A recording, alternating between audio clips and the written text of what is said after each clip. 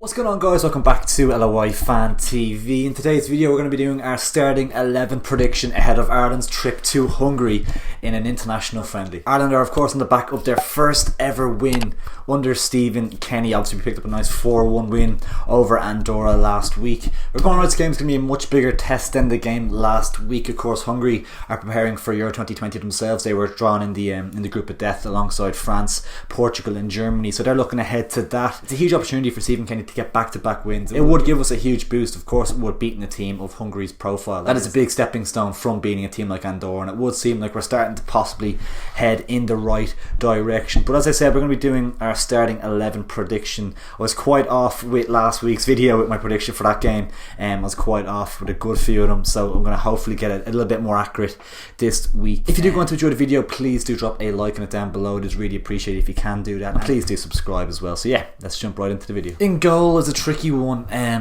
It does look like he probably will go with Gavin Bazunu. I think I'd give Creevy and Kelleher a go though. I think I'd give them a game each. I think that's the best way of doing it. So maybe he will do that. Maybe he will give Creevy a start. I think it'd be good to give him some game time. I think it would be beneficial. So they've both played a game each. I think that would be the best course of action. So I'm going to stick with Kelleher in goal for this one. Right back, obviously Seamus Coleman has returned. He hasn't flown out with the squad to Hungary. He's gone back to his club, so he won't be available for selection, unfortunately, which is a bit of a shame. I think he would definitely have started in my eyes if he was available. But yeah, you go with Matt Doherty. It's a simple one. We have another Premier League right back in our squad, thankfully. So yeah, it's a no-brainer that Matt Doherty gets the nod at right full. On the other flank, obviously we saw James McLean play at left back against Andorra. Personally, I'd go with Ryan Manning. I think he's a little bit more natural defensively. I think he's a little bit more of a better defender than James McLean in my book, I think.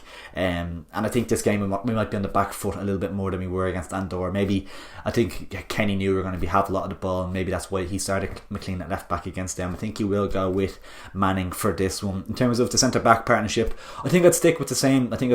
Partnership that Kenny went with against Andorra. I think it's good to build up those relationships. John Egan alongside Dara O'Shea. I'm happy enough to continue along with that. I think that's a good course of action, and it just develops that relationship between the pair and going into more competitive fixtures moving forward. Then I think it will be beneficial to do that. Moving into midfield, it's going to be interesting. I think, kind of going off the back of what I just said about centre backs, I'd stick with that.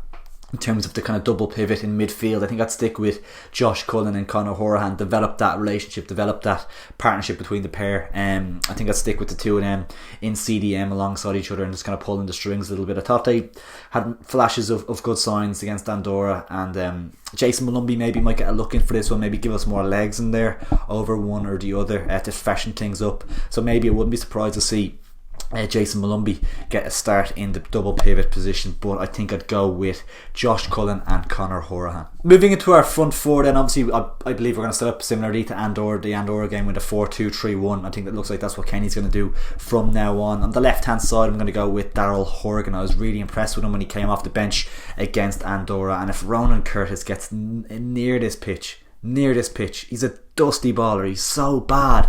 Ronan Curtis better not play for Ireland again. He is awful. He's an awful footballer. He's bang average in League One, I think. I don't think does he stand out for Portsmouth? I don't think so. I don't know. Bang average, really poor. And if Ronan Curtis features, to be honest, it would especially if he starts, that it make me question Kenny's judgment a lot, because he's really bad. I really don't like Ronan Curtis at all. He's piss poor.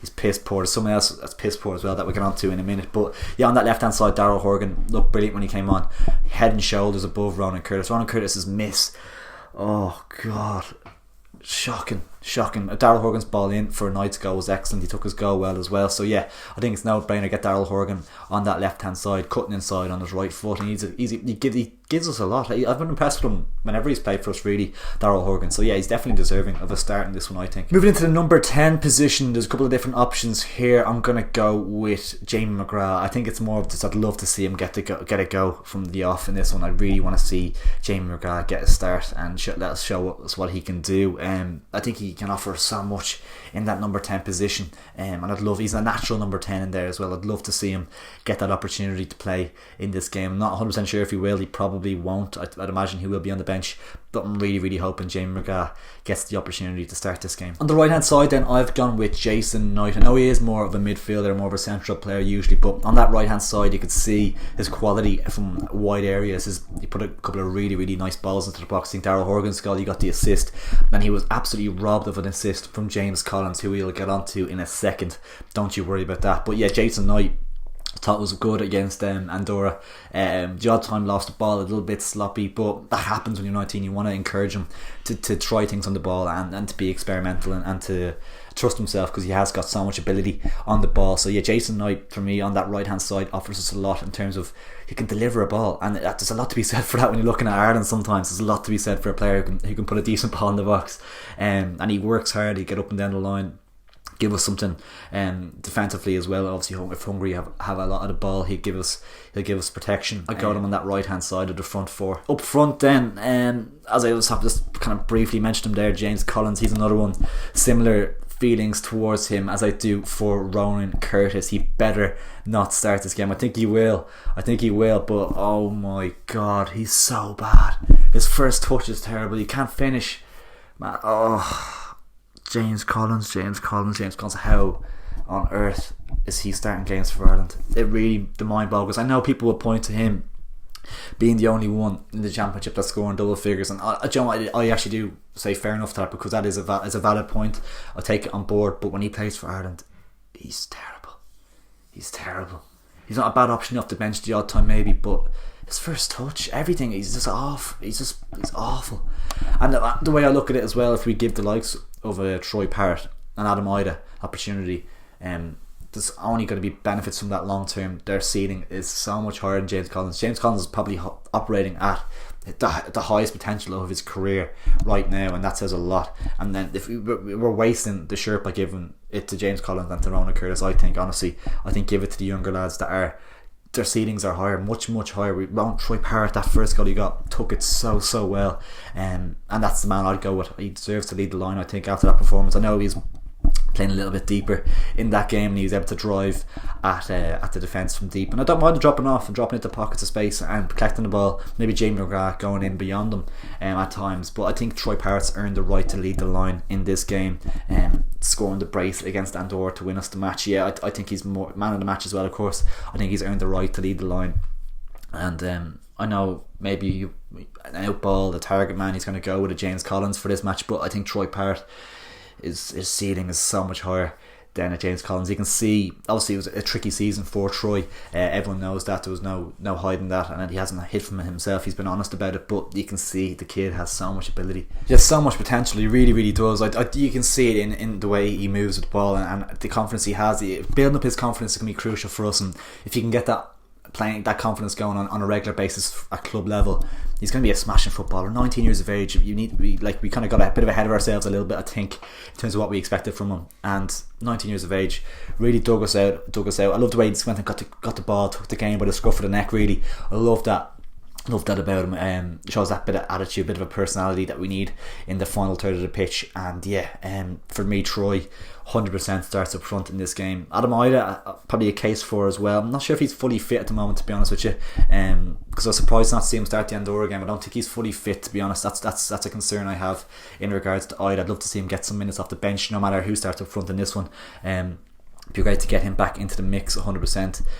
Even if you could try get Ida and Parrott into the same team starting, I wouldn't be against that either. Maybe Parrott in the 10 instead of McGrath. Ida up top is an option as well. I wouldn't be against that, but I think Troy Parrott, I think his favourite position is playing up front, and I think he's earned the right after that Andorra game to be given the opportunity to do it. So for me, my starting 11 is Caoimhín Kelleher in goal, Matt Doherty right back, Ryan Manning left back, centre back partnership of John Egan and Dara O'Shea, the two in midfield, Conor Horahan and Josh Cullen, in front of them then the three on the left, Darrell Horgan, in the middle Jamie McGrath, on the right Jason Knight, and leading the line Troy Parrott. Guys, let me know how you were feeling ahead of the Hungary game. Are you confident after watching us last week? The first half not so much, maybe the second half a little bit better. In terms of a score prediction, you'd probably is a draw a bad result? I'd take a draw, 1-1 maybe. A 1-1 I wouldn't be overly against. I think I'm going to go 1-1.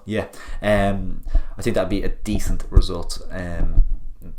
A win obviously is the dream, and it would be great to put back-to-back wins together for Stephen Kenny's sake. But listen, I think it's probably unlikely. And it's more about the performance, isn't it? And more about the performances and seeing the relationships around the pitch build, and seeing positive signs ahead of competitive fixtures, and seeing that this time of the training camp has actually been worthwhile. That's what we want to see. So hopefully we see a good performance. That's the main thing. Let me know what your starting 11 would be down in the comments below, and also get your score predictions in the comments below as well. I do look forward to seeing them, guys. So yeah, make sure to leave a comment below. If you did enjoy the video, please do drop a like on it, and do subscribe if you are new around here. It is greatly appreciated, guys. Hope you're all keeping well on this lovely bank holiday, and I will catch you next time. See you in a bit.